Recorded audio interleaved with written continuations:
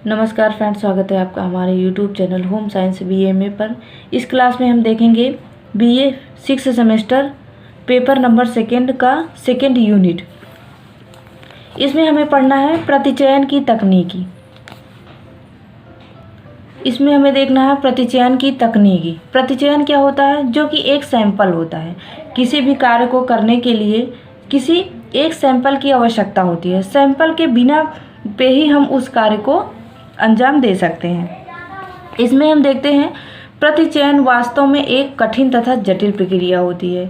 प्रतिदर्श का निर्माण करते समय अनुसंधानकर्ता को कई अवस्थाओं तथा चरणों से गुजरना पड़ता है। अतः प्रत्येक अनुसंधानकर्ता को इस बात की जानकारी होनी चाहिए कि प्रतिचयन में कौन कौन से चरण निहित होते हैं। तो इस तरीके से हम टेक्निक्स देखते हैं कि इसमें कौन कौन सी टेक्निक्स होते हैं। तो सबसे पहले देखते हैं अध्ययन के उद्देश्यों का स्पष्टीकरण। प्रतिदर्श के चयन के पहले चरण में अध्ययन के उद्देश्यों या उद्देश्यों को स्पष्ट किया जाता है कि अनुसंधानकर्ता स्पष्ट रूप से अपने अध्ययन के उद्देश्यों को निश्चित तथा निर्धारित करता है कि इसमें समुचित या अनुकूल प्रतिदर्श के चयन में सुविधा होगी। इसमें सबसे पहला क्या है? अगर वो प्रतिचयन या सैंपलिंग का कार्य करने जाता है तो सबसे पहले उसको जो वो जिस चीज़ पे वो कार्य करने जा रहा है उसके अध्ययन या उद्देश्य के बारे में जानना होता है। तभी तो वो, जब तक उसको उद्देश्य नहीं पता होगा, उसको किस चीज़ का सैंपल बनाना है या क्या करना है, तब तक वो नहीं कर सकता। तो ये पहला स्टेज होता है। अगला देखते हैं जनसंख्या का निश्चय। अब इसमें जनसंख्या डिसाइड होती है कि कितने लोग होते हैं। जैसे इस चरण में जनसंख्या की समष्टि की कुल इकाइयों को निश्चित या निर्धारित किया जाता है कि यहाँ यह निश्चित किया जाता है कि जनसंख्या में कितनी इकाइयाँ हैं और कौन कौन सी इकाइयाँ हैं। इस जानकारी के हो जाने पर समुचित प्रतिदर्श का चयन करना और अधिक आसान हो जाता है। जैसे उदाहरण अगर दें तो जैसे आगरा नगर में मुस्लिम मतदाताओं की कुल संख्या को वास्तविक जनसंख्या या सीमित समिष्ट कहेंगे। अब इसमें आपने देख लिया, जनसंख्या मतलब नंबर ऑफ पीपल। तो जितने लोग होते हैं सभी की जनसंख्या जो होती है वो डिसाइड करना। सबसे पहले जनसंख्या हम जान लेंगे तभी हम किसी निष्कर्ष पे निकल सकते हैं। तो जैसे अगर ये जैसे उदाहरण कहा जाए तो जो आगरा में मुस्लिम मतदाताएं होते हैं उनकी जनसंख्या को वास्तविक जनसंख्या या समिष्ट कहते हैं। कि अगर आगरा में इतने सारे मुस्लिम हैं तो इतने सारे का मतलब हो गया कि आगरा में 5-10 जो भी मुस्लिम हैं इतने मुस्लिम हैं।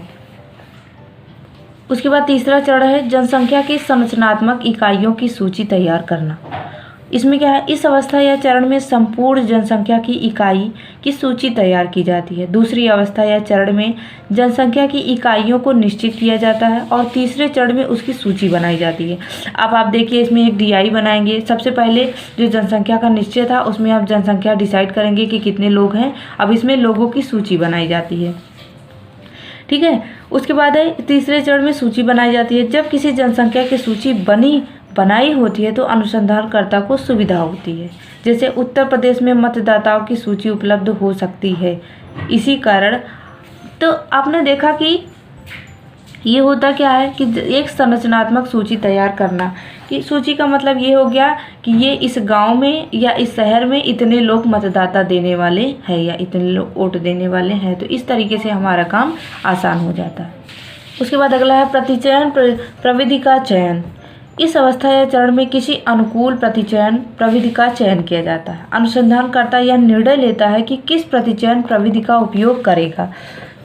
अब आप इसमें देख सकते हैं कि अनुसंधानकर्ता के ऊपर डिसाइड करता है कि यह किस प्रतिचयन या किस सैंपल का प्रयोग करेगा। दूसरे शब्दों में वह अपने अनुसंधान में उद्देश्यों तथा अनुसंधान समस्या के स्वरूप को ध्यान में रखते हुए निर्णय लेता है कि अमुक प्रतिदर्श का उपयोग किया जाता है। जैसे वह निर्णय ले सकता है कि यादृच्छिक प्रतिचयन अथवा स्तरीय प्रतिचयन। तो ये प्रकार हो गया। तो इसमें आपने देखा कि वो अब लोगों को डिसाइड करता है कि किस तरीके की तकनीक का चयन करना है जो कि हमारा काम आसानी से हो जाए।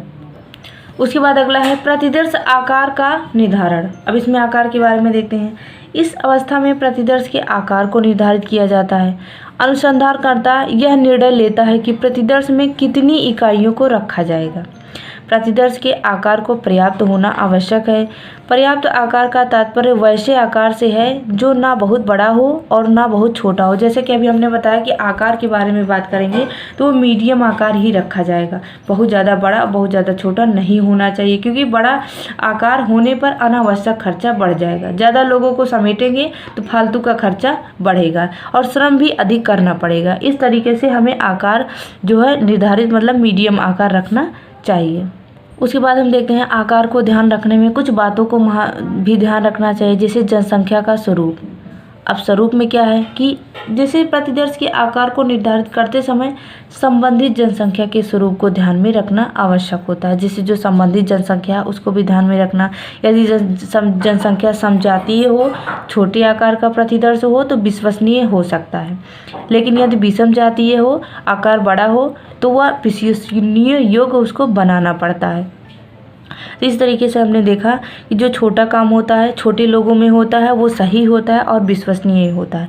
जैसे ही संख्या बढ़ती है वैसे ही समस्या होना शुरू हो जाती है। उसके बाद अनुसंधान का स्वरूप। प्रतिदर्श के आकार के निर्धारण का एक मापदंड होता है। यदि विस्तृत अध्ययन करना हो तो इसके लिए बड़े आकार के प्रतिदर्श का चयन करना होगा। दूसरी ओर गहर अध्ययन करना होगा तभी छोटे आकार के प्रतिदर्श का चयन करना होगा। तो इस तरीके से स्वरूप का मतलब हुआ कि अगर इसमें हमें ये देखना है, अगर किसी बड़े चीज़ों का अध्ययन करना है तो छोटे छोटे टुकड़ों में उसको डिवाइड करके हम अच्छे से बारीकी से अध्ययन करेंगे। बड़े अध्ययन का करने का मतलब है गहन अध्ययन करेंगे, तभी हम निष्कर्ष तक पहुँच सकते हैं। उसके बाद है अध्ययन का उद्देश्य। प्रतिदर्श के आकार के निर्धारण का एक आधार अनुसंधान के अध्ययन का उद्देश्य भी होता है। यदि उद्देश्य अधिक से अधिक विश्वसनीय तथा यथार्थ निष्कर्ष प्राप्त करना हो तो अवश्य ही प्रतिदर्श का आकार बड़ा रखना होगा। इसके विपरीत यदि अनुसंधान का उद्देश्य काम चलाऊ निष्कर्ष प्राप्त करना हो तो छोटे प्रतिदर्श से ही काम चलाना होगा। ये इस क्यों कहा जा रहा है? क्योंकि इसका मतलब समझिए, अगर बड़े प्रतिदर्श होंगे या बड़े सैंपल होंगे तो उसको बहुत बारीकी से जांच किया जाता है, और जो छोटे होंगे उसको काम चलाऊ वैसे टेम्परेरी जांच कर लिया जाता है। इसीलिए कहा जा रहा है कि अगर हमें विश्वसनीय या अच्छे से विश्वास करने योग्य बनाना है तो बड़ा करना पड़ेगा ताकि उसको बारीकी से जांच किया जा सके। उसके बाद अगला है कि साधनों की सुलभता। प्रतिदर्श बड़ा होगा या छोटा या इस साधनों की सुलभता पर निर्भर करती है। यदि अनुसंधानकर्ता के पास पर्याप्त समय हो और अधिक से अधिक धन खर्च करने में सक्षम हो तो ऐसी हालत में बड़े आकार का प्रतिदर्श रखना सही होगा। क्योंकि अभी आपने देखा सुलभता, हम ये जरूर कह रहे हैं कि बड़े प्रतिदर्श रखेंगे तो वो विश्वसनीय होगा, लेकिन हम अपने क्षमता के हिसाब से रखेंगे। अगर उतना खर्चा करने की क्षमता है हमारे पास तो हम बड़ा रखेंगे, क्योंकि बड़ा रखेंगे तो खर्चा भी जब बड़ा होगा। उसके बाद आगे है परीक्षणों तथा उपकरणों की उपलब्धि। ये भी आवश्यक है। अनुसंधान कार्य को पूरा करने के लिए अपेक्षित परीक्षण तथा उपकरण उपलब्ध हो तभी बड़े आकार का प्रतिदर्श रखना अधिक उपयुक्त होगा। क्योंकि हमने बड़े आकार का प्रतिदर्श, बड़े आकार का जो है सब कुछ ले लिया, उसके बाद हमारे पास सामान ही नहीं है तो क्या होगा। इसके विपरीत यदि अपेक्षित परीक्षण तथा उपकरण उपलब्ध ना हो तो छोटे आकार के प्रतिदर्श को रखना सही होगा। अगर हमारे पास टूल्स हैं, औजार है, तब हम बड़ा रख सकते हैं, अगर नहीं है तो छोटा ही रखना सही रहेगा। अगला है इकाइयों का भौगोलिक वितरण। जब किसी जनसंख्या की संरचनात्मक इकाइयां भौगोलिक दृष्टिकोण से दूर दूर तक फैली हुई होती हैं तो व्यवहारिक कठिनाइयों को ध्यान में रखते हुए छोटा प्रतिदर्श रखना ही उपयुक्त होता है। अब इसमें क्या कहा जा रहा है? भौगोलिक दृष्टिकोण से। जैसे भौगोलिक दृष्टिकोण क्या हो गई, जो वातावरण या जो माहौल होता है उसके हिसाब से हमें देखना पड़ता है कि क्या सही है क्या नहीं सही है। अगर भौगोलिक दृष्टिकोण जो है वो सही नहीं है तो उसके लिए हमें छोटा ही प्रतिदर्श रखना सही रहेगा। क्योंकि इसके विपरीत जब जनसंख्या की इकाइयाँ सिमटी हुई होती है तो बड़ा प्रतिदर्श रखना अधिक अपेक्षित होता है। उसके बाद अगला है प्रतिचयन प्रविधि का स्वरूप। प्रतिदर्श का आकार बड़ा होगा या छोटा होगा या इस बात प्रतिचयन प्रविधि के स्वरूप पर निर्भर करती है। यदि यादृच्छिक प्रतिचयन प्रविधि का उपयोग करना हो तो प्रतिदर्श का आकार बड़ा करना होगा। तो अभी आपने देखा कि ये जो सारी हेडिंग है इसमें क्या है कि बड़ा आकार या छोटा आकार करने की बात की जा रही है, लेकिन उसके पीछे का कारण भी बताया जा रहा है कि क्यों कहा जा रहा है कि वो बड़ा होगा कि छोटा होगा। अगला है अनुसंधान का प्रकार। प्रतिदर्श में इकाइयों की संख्या कितनी हो, इसका निर्धारण अनुसंधान के प्रकार के अनुकूल किया जाता है। अनुसंधान का प्रकार किस प्रकार का रिसर्च हम कर रहे हैं, उसमें कितनी संख्या हो, या इसका निर्धारण अनुसंधान के प्रकार अनुकूल से ही हम कर सकते हैं। उसके बाद अगला देखते हैं अनुसंधान के उपकरण के प्रकार। प्रतिदर्श के आकार के निर्धारण में उपकरण के प्रकार को भी ध्यान में रखा जाता है। कुछ उपकरण ऐसे होते हैं जिनके लिए छोटा प्रतिदर्श अपेक्षित है, जैसे यदि उपकरण के रूप में वैयक्तिक साक्षात्कार, जीवन इतिहास विधि, अनुसूची आदि का उपयोग करना हो तो छोटे प्रतिदर्श का चयन उपयुक्त होगा।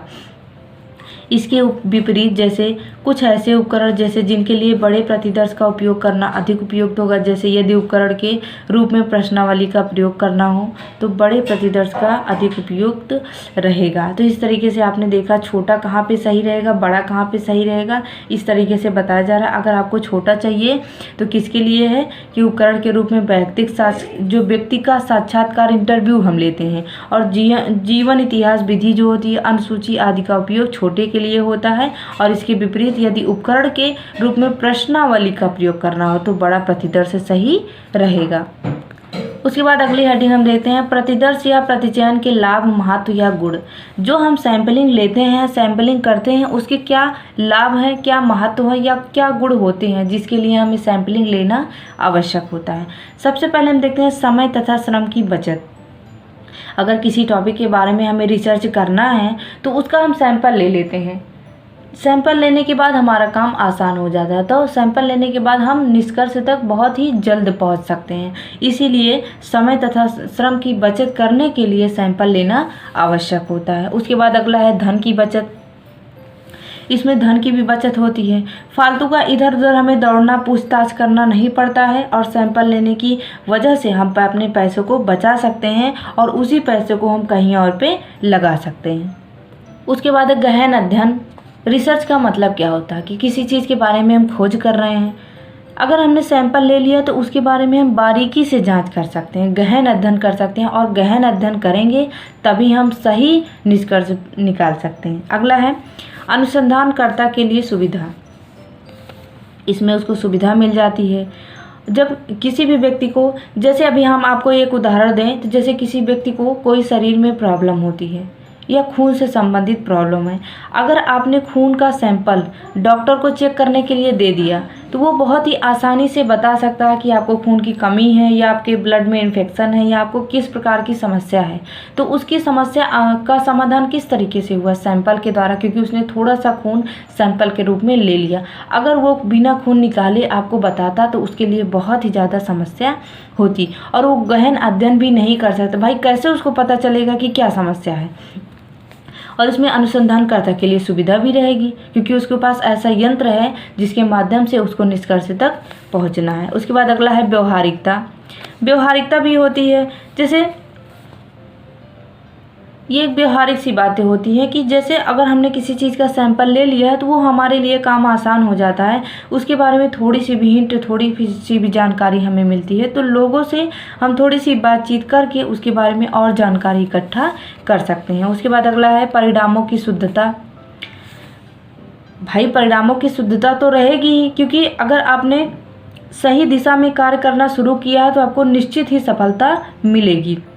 आपने ब्लड का सैंपल ले लिया है तभी आप उस परिणाम के बारे में बता सकते हैं कि इस व्यक्ति को किस बीमारी, कौन सी बीमारी है या किस चीज़ की कमी है, तो उसमें परिणामों में भी शुद्धता होगी। उसके बाद अगला है संगणना विधि की कठिनाइयों से छुटकारा। मतलब इसमें हम श्योर हो जाते हैं, इसमें हमें कठिनाइयों का सामना नहीं करना पड़ता है और ज़्यादा सोचना विचारना नहीं पड़ता है या तर्क वितर्क नहीं करना पड़ता है, क्योंकि हमारे पास सैंपल है तो उसी के माध्यम से हम निष्कर्ष तक पहुंच जाते हैं। अगला है प्रयोगात्मक अध्ययन के लिए उपयुक्त। अगर हमें प्रयोग करना है, अगर किसी चीज़ के बारे में प्रयोग करना है तो उसका सैंपल हमारे पास होना चाहिए, क्योंकि उसी के माध्यम से हम प्रयोग कर सकते हैं। अधिकतम प्रयोगात्मक अनुसंधान छोटे समूहों पर ही किए जाते हैं तथा यह एक प्रयोगात्मक अध्ययन में अनेक प्रायोगिक दशाओं के लिए छोटे समूह की आवश्यकता होती है। तो इस तरीके से आपने देखा उसके बाद आपने देखा विश्वसनीयता। जब यहाँ पे इतने सारे फ़ायदे मिल रहे हैं तो इसके एक फ़ायदे लास्ट में ये है कि ये विश्वसनीयता होता है और विश्वास योग्य होता है, क्योंकि आपने जो है सही दिशा में कार्य करना शुरू किया है। उसके बाद हम देखेंगे प्रतिदर्श या प्रतिचयन की सीमाएं या हानियाँ।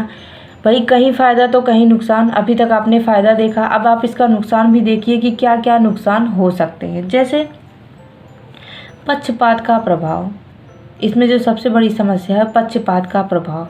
जैसे दो व्यक्ति के बारे में पक्षपात हो सकता है, आप उस पक्ष के बारे में ज़्यादा सोच रहे हैं, इस पक्ष के बारे में ज़्यादा नहीं सोच रहे हैं।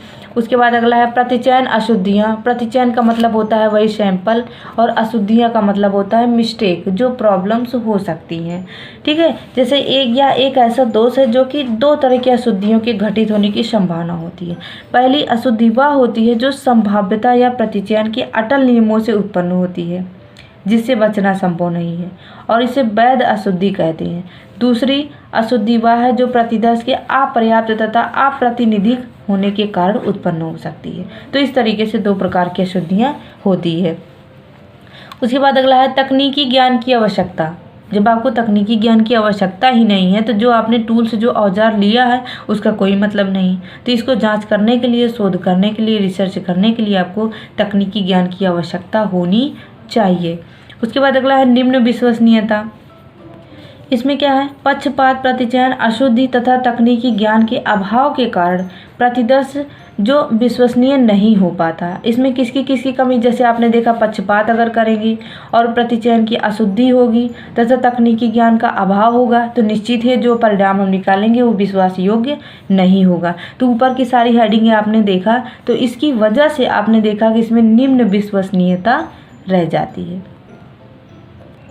उसके बाद अगला है व्यवहारिक कठिनाइयाँ। जो एक व्यवहारिक नॉर्मल कठिनाइयाँ आती है, जैसे एक अच्छे प्रतिदर्श के निर्माण में अनुसंधानकर्ता को कई तरह की व्यवहारिक कठिनाइयों का सामना करना पड़ता है। जैसे प्रतिदर्श का आकार और प्रतिचयन की प्रविधि का व्यवहार किया जाए तो आदि बातों को निर्धारित करने में नए अनुसंधानकर्ता को अधिक कठिनाइयों का अनुभव करना पड़ता है। तो इसलिए उसको प्रशिक्षित और अनुभवी अनुसंधानकर्ताओं की आवश्यकता पड़ती है। उसके बाद अगला है प्रतिनिधि प्रतिदर्श के चयन में कठिनाइयाँ।